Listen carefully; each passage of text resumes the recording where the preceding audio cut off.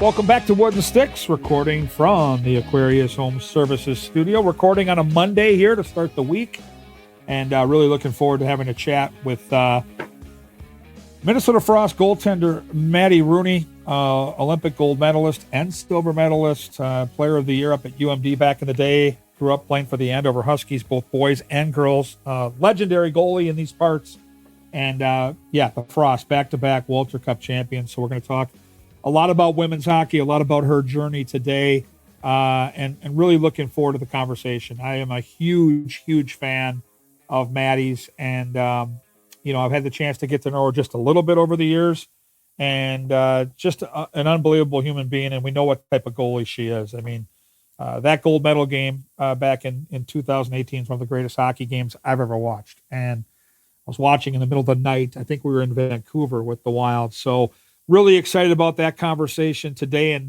can't wait to see them play over at Grand Casino Arena here again this winter as they look for the three-peat and, of course, the PWHL now adding teams in Seattle and Vancouver, so that continues to grow.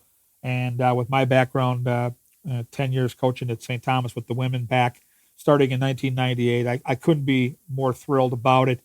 But let's talk a little bit about the team I cover now, the Minnesota Wild. It was I think a decent road trip, and they've stayed hot. They're on a nice little run right now, and I think the game at Carolina certainly was gettable. I think they maybe left a point or two on the table that night, because games in Carolina where you're a big underdog, when you lose 4-3, you always kind of go back and look at some of the things that maybe went wrong. But I thought Philip Gustafson played terrific. I thought he gave his team a chance, and I thought if Minnesota just got a little more of a push early, I think they got to their game, but it took them a while to get there. Carolina had the puck a lot, which is kind of how they play, and there were a couple of mistakes made, and that's going to happen. It was a good hockey game. To the Wild's credit, second of back-to-back, we got in late on Long Island last Friday, and I think we hit the pillow about 2:30 or 3 o'clock in the morning, so the Islanders were rested and ready, and it marked the return of Matt Zuccarello, and he wasted no time making a big impact on that game. I think back to his first shift, that extended pass to spring Ryan Hartman on a breakaway, just a perfect seam pass through the middle of the rink. Incredible. Now, Hartman didn't score on that, had a couple of good looks, but that set the tone for a night where Matt Zuccarello came out and absolutely fired a bullet. And the goal that he scored, or helped the Wild score in the third period with Kirill, the give and take on that, was SportsCenter top 10, and it was blown up on social media for a reason, and it put the icing on the cake in a 5-2 win. They came back, and interesting that Jesper Wallstedt, who got the win on Long Island and played great on Friday, got to come right back and play on Sunday. So he played 2 games within 3 days after not playing for 12 days, and he was awesome. Got his second career shutout here yesterday, and really a hard-fought win. Calgary was desperate. It was a physical, fast-paced game, and Minnesota got that win. And I think it's much needed right now. They've got to get some traction here at home. They're back over 500 at Grand Casino Arena, and I think that's going to be a real point of emphasis this year. And this homestand features the next 2 games against 2 of the great stories in the league, San Jose on Tuesday, Anaheim on Saturday. These are young teams that kind of bottomed out and have hit some home runs in the draft, and they're dangerous right now. They're scoring a bunch of goals. Macklin Celebrini, who scored the overtime winner a couple weeks ago in a 7-6 Sharks win in St. Paul, he's been electric with the Sharks. Anaheim comes at you with all kinds of young talent. And then on Sunday, you get the playoff rematch against Vegas. So it goes Tuesday, Saturday, Sunday. You close out the homestand a week from Wednesday with that rematch against Carolina. So really hard schedule.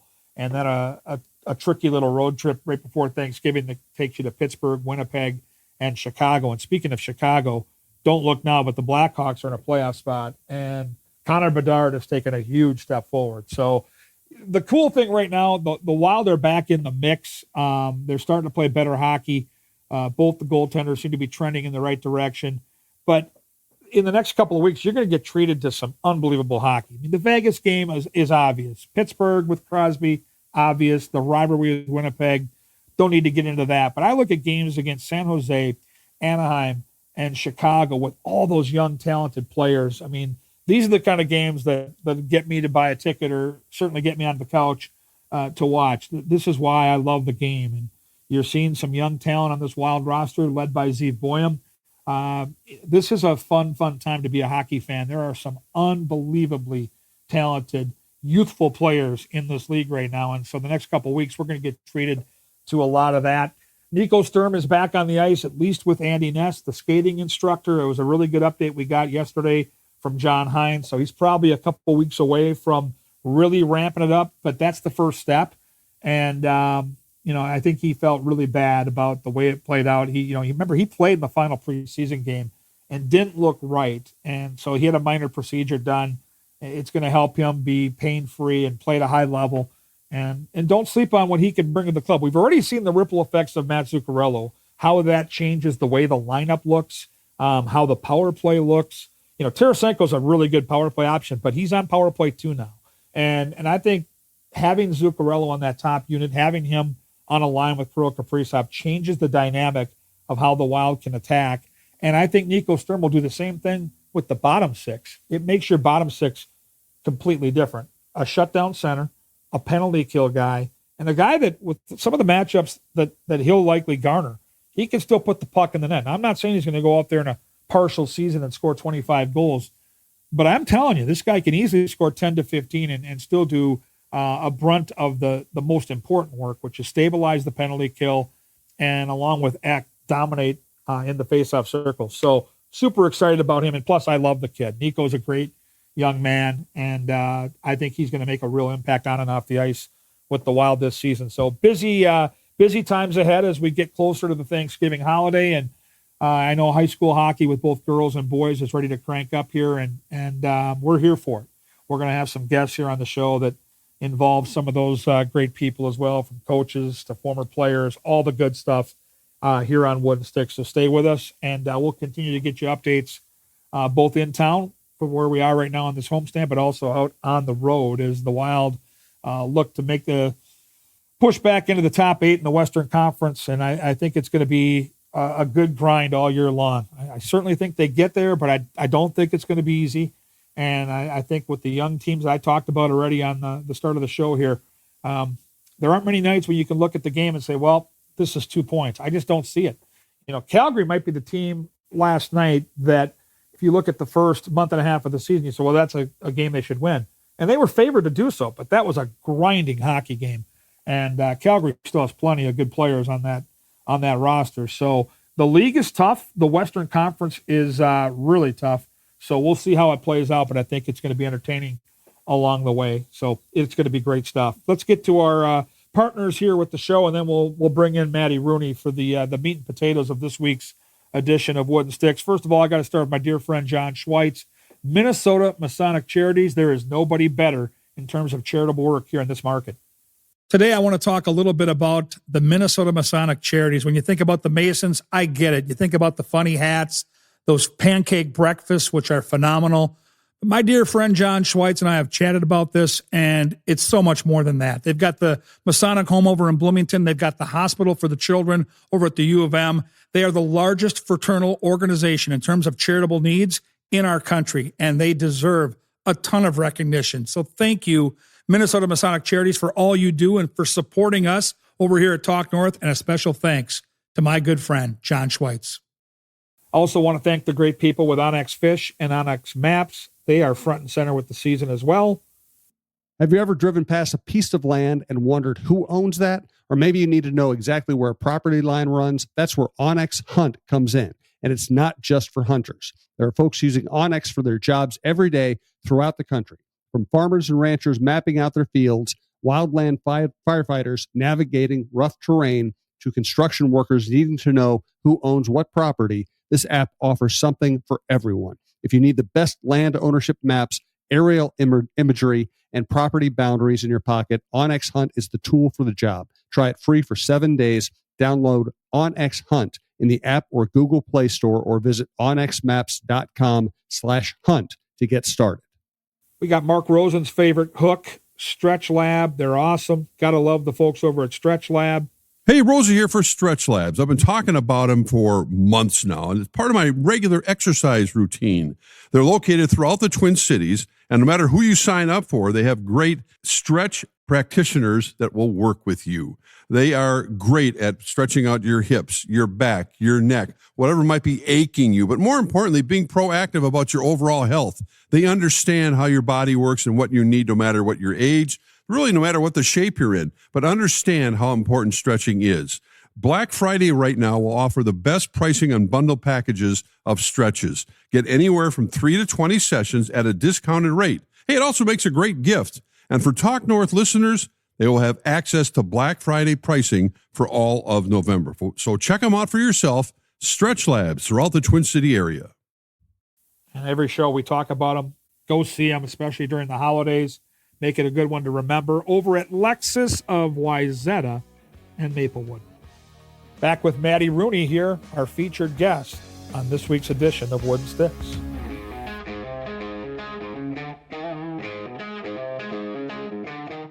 All right, welcome back to Wooden Sticks. As always, recording today from the Aquarius Home Services studio. Really excited to be joined by Maddie Rooney, goaltender for the Minnesota Frost. Maddie, thanks for being with us today. Yeah, thanks for having me. You just got off the ice. Training camp is underway. How are things going so far? Yeah, things are exciting. It's always a long off season here, so we're excited to be back. A lot of new faces, but a lot of old faces too with our core group. So it's been a lot of fun getting to know the new faces and just being back together with everyone. I know from, covering the Wild now for so long that hockey has become a year-round activity and the guys take some time off. For you, how long a period do you have where you're not somewhere taking shots in that blue paint? Yeah, our off season is from, I think the final game last year was end of May, and we don't start training camp till November 6th. So I don't take shots until about mid-August. So it's a nice summer off to go do other things and have a good hockey to life balance. So I enjoy it, but once August comes, I'm ready to get back on the ice. And you guys have a unique schedule. And I think, there's world championships like we saw last year. There's Olympic breaks, which with, the P-Dub and the NHL are both going to deal with this year. For you as a goalie, how do you keep sharp if you're not involved in playing in some of those breaks? Yeah, luckily we have a lot of resources here. Pete Samardzija, our goalie coach, and we have good skills coaches as well. So when those players are gone for their various national teams, we have a good option here. And there's typically, I think on Minnesota, we lose maybe 6 to 8 players go to their national team. So there's still a good group here during those breaks. And it's a lot of skills work. And as a goalie, it's just a good time to kind of use it as a reset. And I go back to the basics, focus on the fundamentals a little bit, as sometimes the season gets going quick and you don't really have time to focus on that. So going back to skating and just overall tracking. And I just use it as a good reset. You're young enough where girls and women's hockey has always been available. I come from an era where, when I coached women's college hockey back in the late 90s through the early 2000s, it was kind of a new thing. Did you ever imagine when you were growing up that not only would you be getting paid to play, but there'd be a league as successful as the one we're seeing now in the PWHL? Honestly, no. Growing up, I played with the boys, so I was around, boys teams all the time. I watched a lot of the NHL. The highest level that I thought I could achieve at a young age was the Olympics, and it wasn't until probably mid-college where I thought that professional women's hockey could be a real thing, and it took many years to build. And very grateful for the foundation that a lot of the veteran players paved the way for us. But yeah, at a young age, I didn't think it was possible. So it's cool to be a part of, ground zero here, starting with the inaugural season in the PWHL. And I know that there's been various other professional women's hockey leagues that came beforehand, but it's so cool just to have this one league now that as a young girl, they can say, I want to play in the PWHL, just as a boy can say, I want to play in the NHL.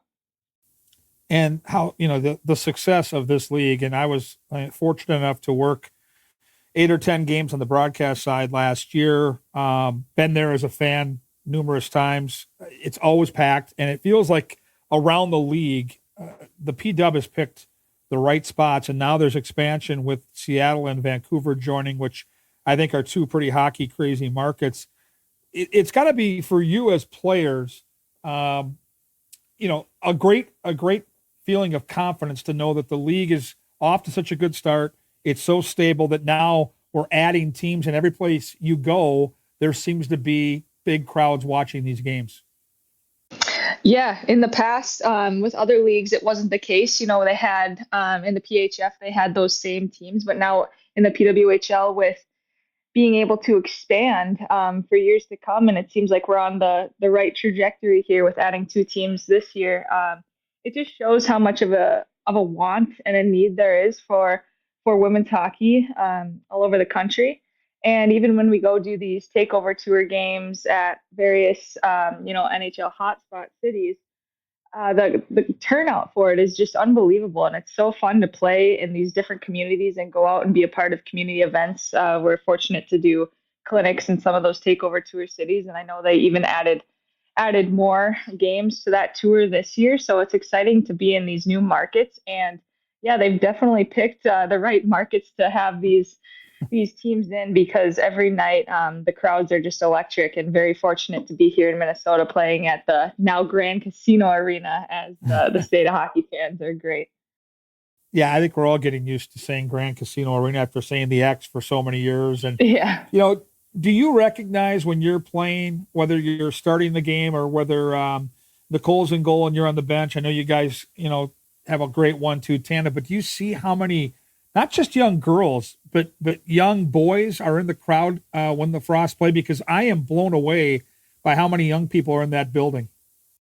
Yeah, it's really amazing, especially in warm-ups, looking around and seeing all the signs, young boys and girls. It's so cool to see their engagement, and it's cool for the players too that we're able to throw pucks over the glass, and some can give away sticks. And I think last year I did a lot of rock paper scissors for different candies and things like that. Someone even gave me dog toys for my dog. I just love how interactive the women's game is with the fans, and we just have such great fans, such energetic, and just an overall, it's a great environment to be at Grand Casino Arena every time we step on the ice. What's your dog's name, and what kind of dog do you have? I have a 2-year-old red lab named Riley. Dogs are the best. I came to the dog game late in life. First dogs I ever had are the two we have right now, Fenway and Brooks. They're Morkie dogs, so they're kind of Maltese Yorkie combos. They're 11. And because of my schedule being so different than my significant other, she works in med devices. She's gone during the day. I'm gone during the night. These dogs are the greatest therapy in the world. I don't know what it's like for you being a hockey player and having that kind of pressure on your shoulders, but I find when I get home, the unconditional love from those dogs kind of takes everything else away. Oh, definitely. Riley's even built into my game day routines, my home game day routines anyway. After pregame skate or activation, whatever it might be that morning, I'll go home and take Riley on a walk, and it's just a great way to just get my mind on something else. I think, hockey life balance is really important, and sometimes you can just get too wrapped up in the hockey, and it's a great thing to come home to and, just focus on what do I have to do to entertain my dog for the next hour and burn her energy, and great way to get outside and active recovery as well. We'll circle back to the Frost and the back-to-back Walter Cup championship, but let's go back for you to when it all began. When you were a little kid, what drew you to the game of hockey? Honestly, it's nothing special. My parents just threw me in a bunch of sports. And hockey's the one that stuck. I didn't switch to the position of goalie until I was age 9 or 10. But I played multiple sports. I played softball, soccer, hockey. And I knew probably around 12, hockey was what I wanted to go for. I just had so much fun with it. I just love the competitiveness of the sport. And yeah, I just couldn't stay away from it. So as you started playing and specifically playing in net, who were some of the early goalies, whether it was men, women, boy, girl, who were some of the goalies that you looked up to and maybe tried to model your game after?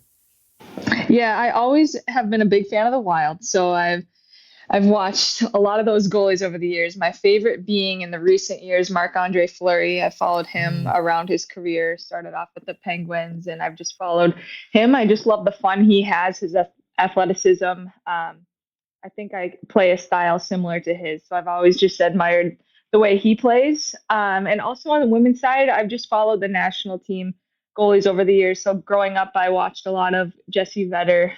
But in the NHL, I always was drawn to Fleury. Because you guys the last couple of years have shared the same practice facility, did you get the chance to meet him?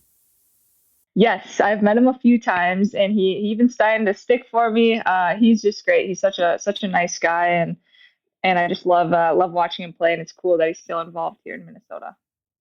I got to tell you, sometimes you see players like Fleury, and you think, well, that's got to be an act. And with him, it's just the opposite. The same guy that you probably have seen when you met him. We watched him around Tria Rink signing autographs and doing the pictures with the kids, and he's that same guy. Like when the cameras aren't rolling, and every hotel we'd go to on the road at all hours of the night, there'd be people out there waiting to see him and get an autograph. And he always had a smile on his face. And what I can't forget, Maddie, last year, his final year in the league, we were in Pittsburgh and we finished up practice, and there were 2 sheets, and there was a youth hockey team that had started practice on the main facility because the Penguins practice had started an hour before the Wild did, and on an off day. And he went over there and hopped on the ice and finished practice with them for like 35, 40 minutes. And I'm thinking, if I'm a kid, I think those kids were like 8, 9, 10 years old. That's a lifelong memory that they got to go out there and practice with a Hall of Fame goalie. And he was, to your point, that smile and that fun, loving guy that you met, that's the same guy he was on that ice. He didn't do it as a publicity stunt. He did it because he wanted to go out there and practice and have some fun and be with the kids. And to me, that's what makes him such a special guy. And I think if that's a role model for you, you're going to be playing for a long time. Yeah, that's a cool story. I've had similar interactions. I think I've been around him maybe 5 times, but every time like he'll just stop and talk, and he'll be coming off the ice here at Tria, and he has no means stopping and talking to us, and he'll stop and ask about the season. And I'm like, that's just so cool, and I just have a lot of respect for him. Yeah, you picked the right guy there. So let's go back now. You're growing up. You played both boys and girls hockey, as you mentioned. You knew, I think everybody knew, hearing about you for years, that you were going to have some definite Division I opportunities. What kind of choices did you have to make, and how did you land on UMD? Yeah, I think the commitment process has changed since I've been around, but I committed to Duluth my sophomore year, and Duluth was actually the first school that had reached out to me in the recruitment process. I knew from a young age that I wanted to stay in the state of hockey. I wanted to stay in Minnesota, and it came down to the Gophers in Duluth, and ultimately I just loved the Duluth community and the staff. I thought the Bulldog hockey fans were great up there. I was very familiar with Duluth as I had a cabin not too far from there. So I grew up kind of going to Duluth, and it also came down to playing time. I knew I would have an opportunity to get the net potentially my freshman year, which I split my freshman year, but versus at the Gophers, I probably would have had to wait a little bit. So it came down to kind of the community and also playing time. All right. So when I think of UMD, I have so many memories of the deck, and I'm certain in your time there, you had a chance at least to skate at both. I know your games were likely at Amsoil. How would you compare the two? Because I think they did a great job with Amsoil capturing some of the looks and the feels. It's a brand new rink where, of course, the deck is the one of the all-time, old school great barns in college hockey history. Yeah, it was always cool when we had the opportunity to skate at the deck. I know there's a lot of history in that building, and you could feel it. Definitely had a lot of character. And Laura Bellamy was our defensive coach at the time, and I believe she had won one of the championships in that rink. So it was always cool to be a part of that and skate there. But playing at Amsoil, which is where we did our daily practices and obviously the games, it was so cool. The vibe of it. It's like we nicknamed it the oil can because it's called Amsoil, but it also just gives this like garage type feel. They had a lot of input on the like the seating too. I don't know how to describe it, but the seats, they have different colors on the seats, and it's supposed to like Yep. draw your attention down to the ice. And there was just a lot of thought that went into everything. And there's just like cement brick. Like I said, it was like this backyard type feel. And it was always a great atmosphere. You know, the women's games, we didn't have a crazy amount of fans, but it always got loud, it seemed like. And then going to the men's games, they would always sell it out. And it was just such a cool environment to play in. For you, were you always looking at the schedule before it started and circling those games against Minnesota, or was there somebody else that you considered a big rivalry and a game you look forward to playing? Oh yeah, I always loved playing against the Gophers. I always thought I got just a little bit extra hype to play them. So they were always a good matchup. And a part of being a Division One star player, which you were at UMD, 2018 Player of the Year, the opportunity to play for the red, white, and blue. And I know you've done it a couple of times. And I think back to 2018, that gold medal run, the first gold medal in 20 years for the women on the U.S. side. That experience for you as a young person, Maddie, can you take us through some of the ups, the downs, but specifically the memories that you created there? Yeah, my rise to the national team came pretty quickly. It came after I had a breakout year at UMD my sophomore year, and I had made my first camp in December, my first women's national team camp. And then I made the world's roster right away in March. And shortly after that, I was the third goalie on that world's roster in March. And shortly after that, we had the Olympic tryouts. I believe we're in May. And then, so I made the Olympic team. So I made my first camp in December and then made the Olympic team in May. And I was 19 at the time when I made the team. And I had only played in one game at the World Championships. I had my debut against Russia. But I was expecting to be the third goalie, develop a year, and just kind of be a sponge to all the coaching I could get and lean on the other goalies and just do my best to be competitive and compete with them. And we went to Florida in residency. That's where we were centralized leading up to the 2018 Olympics, and played in various exhibition games against Canada, and we scrimmaged boys teams down there. And my mindset was kind of just like, you know what, be the best you can be every day, push your teammates, and be ready if the opportunity comes. And it just kind of all happened very quickly. I remember, I think it was November when the coach, after our Four Nations Championship, when the coach told me I'd be playing in the gold medal game.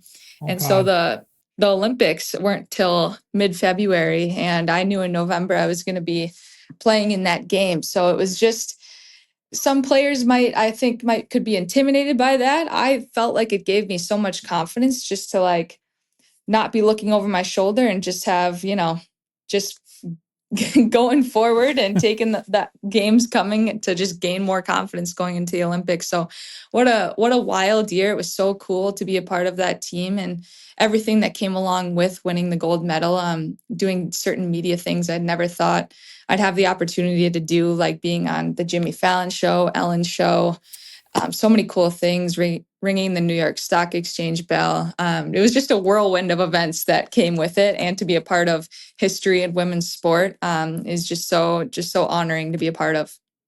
You go back to some of those moments on the ice, like, the pressure that's involved and the rivalry with Canada is so intense. Do you ever, whether you're listening to a song on your drive into the rink or you're out walking the dog, are there flashbacks that you have, being that it's only 7-8 years ago, to thinking about some of those moments in 2018, because it's got to be a life-changing event?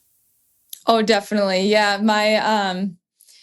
I think there was something recently where my phone just plays all these like flat or throwback pictures. And there was some that came up from 2018, and thinking back on those moments there in Pyeongchang, South Korea is just, it's crazy to think of. My favorite part, I think, from the Olympics overall, outside of winning, was the opening ceremonies, just to walk in, hand in hand with all these elite Team USA athletes. But being a goalie, to have that game come down to a shootout, which if you would have asked me beforehand, I would have never thought it could even go to a shootout until I think I was in the moment in that game. I'm like, okay, the shootout's happening. But so cool. I love shootouts, so it's crazy that it came down to that. And I just remember blacking out under the dog pile with my teammates rushing at me, and that group that we had there was just so special. Leading up to it, I touched on centralization. We started centralization in August, and you go through so many ups and downs with that group of players. And now, like, I know some have retired, but I'm playing on the Minnesota Frost with a bunch of players that I played with on that 2018 team, and just to see how far we've came, but to always be brought back to that gold medal winning year in Olympics, it's so cool. With the shootout, it's the ultimate, showdown in the game of hockey. And some goalies try to bait the shooter into actually taking the shot, so they'll cheat back. Some goalies like to come out a little extra further and make them deke to beat them. Do you have a specific mindset in a setting like that, or do you kind of wait and try to be as patient as you can to react to what they're doing? Yeah, I try to be as patient as I can, especially in the shootouts. Like, they can send the same player however many times they want. So I try to have just a short-term memory. Don't think too much into it. I just try to get into like a flow. When you're in the moment and you're playing at your best, you're not really thinking at all. So I know it's easier said than done, but that's kind of my mindset in shootouts, is to just go out there and play. But I always try to stay on the more patient side. So you mentioned some of the famous people you guys got to meet after, starting with Jimmy Fallon. Who was your very favorite of all the shows, the different places you went, the people you met? Who was your fave?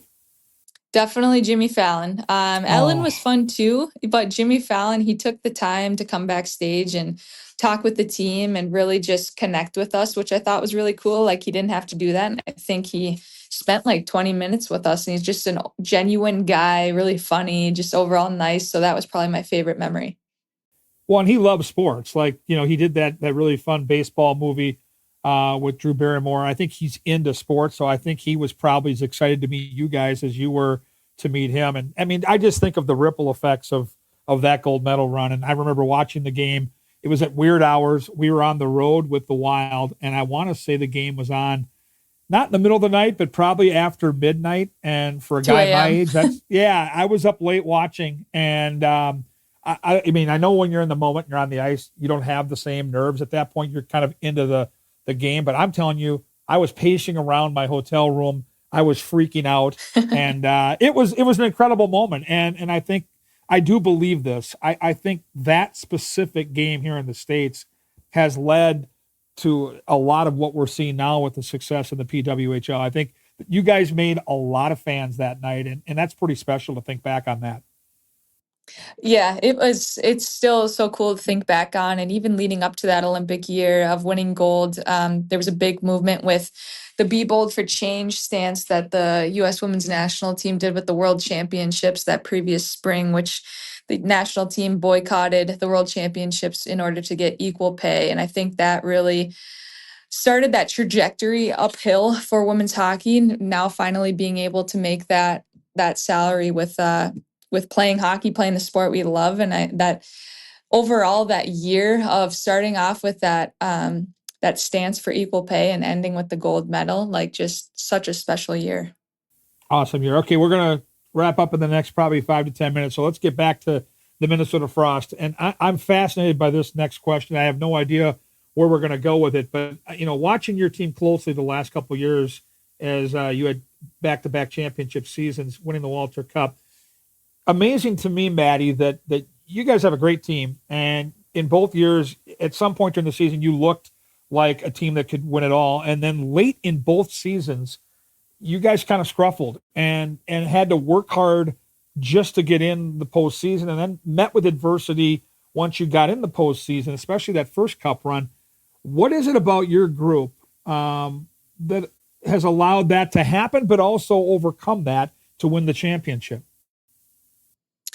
Yeah, thinking most recently to this year, like you mentioned, both years we just squeaked into the playoffs. But since it's kind of still fresh on my mind this past season, I think what allowed us to be so successful after going through that slump, we had done it before, and we had the confidence that okay, this is happening again. But, last year we went out and won it all. So I think that kind of helped us get through it this previous year, just leaning on our teammates, leaning on each other, and knowing like it might seem terrible right now, all these losses, but we just really leaned on each other and came together as a group and knew that we could get it done in the end. And it's crazy looking at it from like an outside perspective, being ranked fourth going into the playoffs and people kind of counting us out. And I think we just both years played with that chip on our shoulder and that kind of underdog mentality, and allowed us to prevail in the end. And this year, we're fortunate to still have kind of those veteran players and still a core group to kind of carry that into this next season. And I'm excited to see how the new girls fit in as well. And we're excited for the energy and new mindset that they bring too. So with, the NHL, some of the stories become legendary with what the guys do their day with the cup. What do you guys do as a tradition, and what did you do with the cup? Yeah, so everyone gets their day with the cup. This year, I got married in September, and my day with the cup was wedding day. So, oh no way! A lot of my teammates were invited to the wedding, and so we brought it out for the grand entrance. And so after dinner, it was kind of like Walter's celebration continued on the dance floor. Oh my gosh, that is such a cool idea. Yeah, it was so fun. And I think watching some of the traditions, you've seen players in the NHL eat cereal out of the cup. Of course, they'll drink their favorite beverage out of the cup. Is there something, as you guys look to try to three-peat this year, that now you've had it a couple times, and the wedding cannot be topped. That is an all-timer in my opinion. But do you have a chance to think, well, if we can pull this off again, I wish I would have done this, or maybe I want to try that? Is there something you've got in store for that cup if you're able to get the three-peat?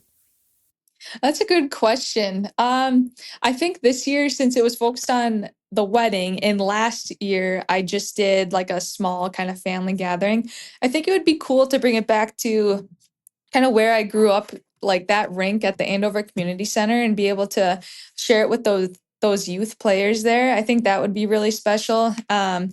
Regarding like eating or drinking something out of it, I don't know. I've seen people eat like ice cream out of it. I think I need to do something like that just to say I did it.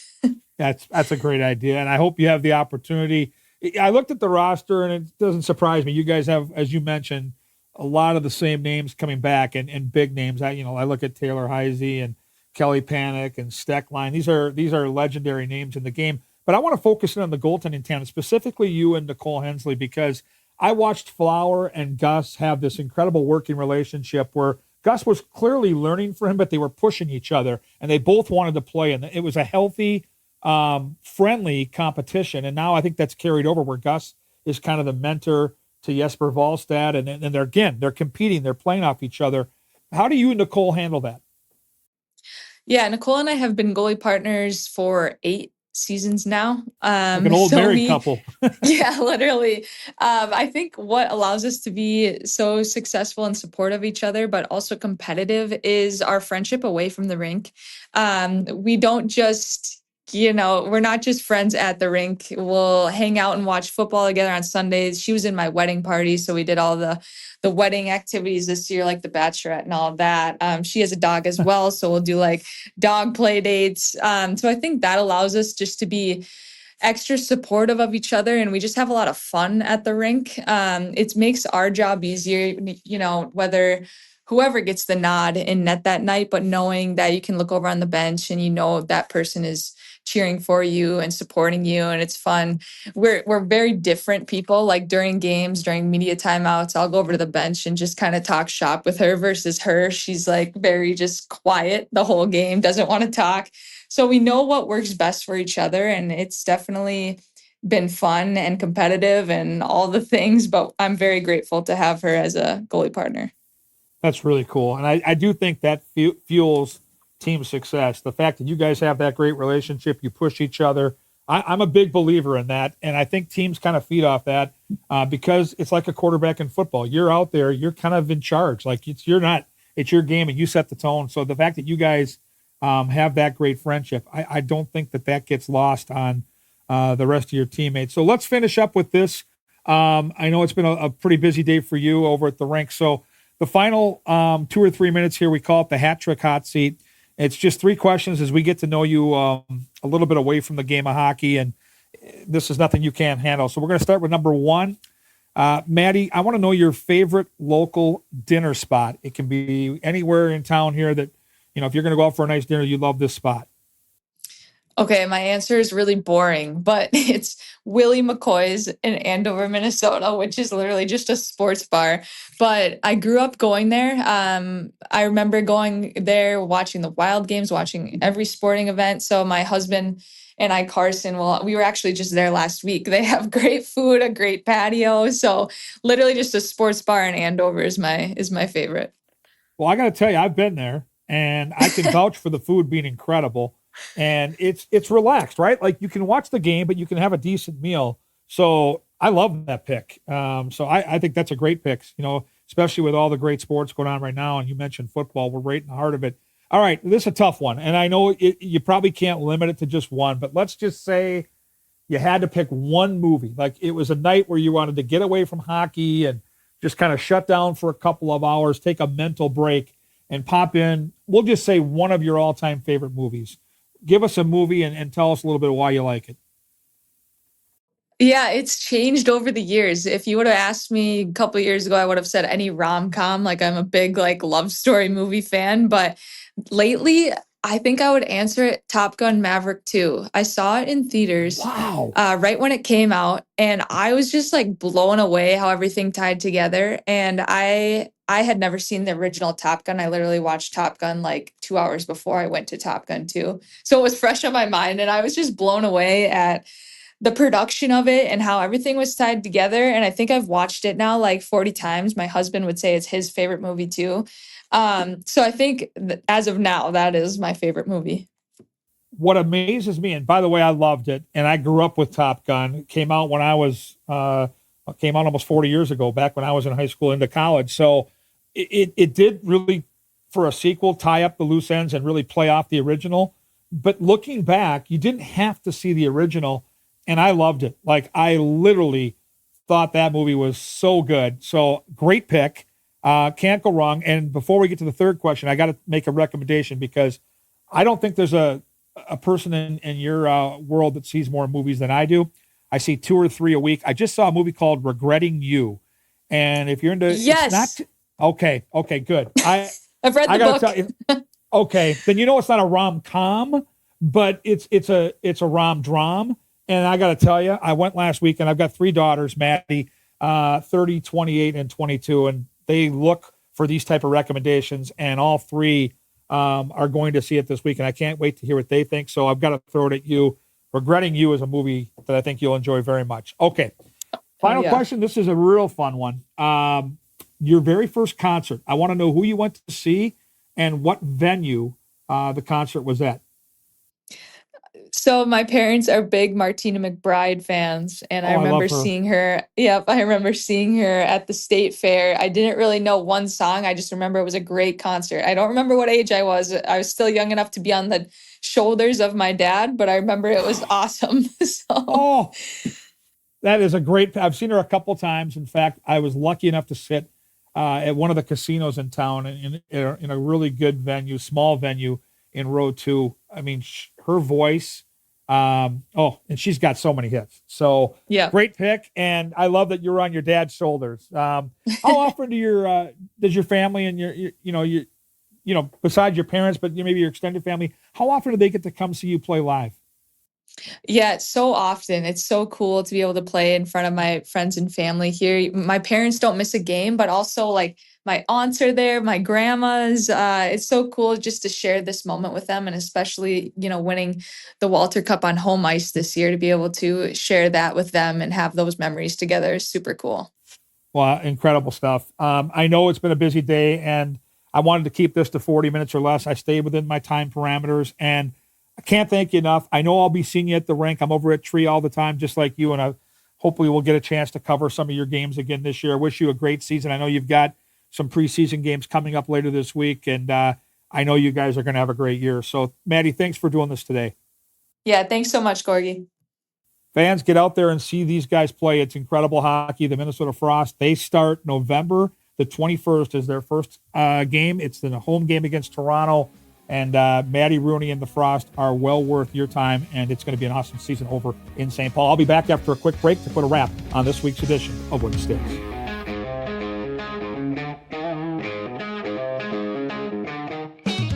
All right, good stuff. As I expected, I could have gone a lot longer. I had about 18 more questions, but that'll give us a chance maybe to, like with one of our favorite movies, Top Gun, to have part 2. The sequel will be just as much fun. And I can't wait to watch the Frost. I'll luckily be involved on the broadcast side, certainly kind of in a fill-in role, maybe 6-8 games like I've done the last couple of years, but I really look forward to it. I think those games are extremely entertaining. The hockey just keeps getting better, and then the personalities around the game. You could feel today what a great young person Maddie Rooney is.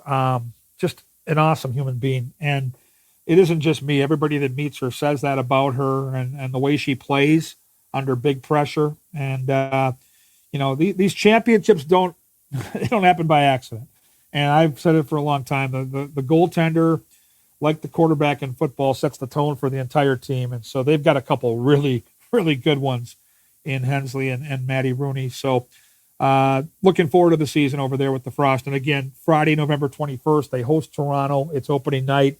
Grand Casino Arena. It's a really fun place to go and watch a hockey game, and it's a family atmosphere. You can bring the kids, the grandkids, whatever you got cooking, and I promise you, they are going to leave with smiles on their faces. So looking forward to the season, and just awesome to connect with Maddie today on the show. Looking forward to some big wild matchups. National TV has the game tomorrow night as we record this early in the week.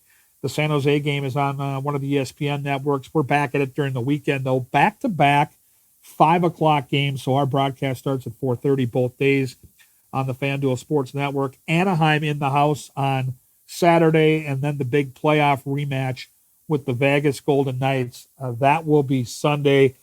Should be pretty spectacular. And then they're on TNT on the 19th when Carolina comes, and we get that rematch of that 4-3 game we just saw last week. I would love your input on the show. So just ping me on X or Twitter, whatever you want to call it. At Gorgomatic21 is where you can find me. I'll get you updates on all of our shows. And if you've got somebody you want to hear from or questions you want me to ask, whatever it is, that's a good place to connect with me. And then if you've got a business in town, whether it's a restaurant, any type of dealership, we'd love to have more of you involved with our show. And we will elevate your business as best we can. The hockey world, of course, is a tight circle, and we'll get it pumped up. I'll pump it up on social. I'll pump it up here on the show. And again, at Gorgomatic21 for that hook as well. Looking forward to the week ahead with the Wild, and soon the Minnesota Frost. They open up on the 21st. So again, thanks to Maddie Rooney, and most of all, thanks to you for making the show possible by tuning in every week here on the Talk North Podcast Network.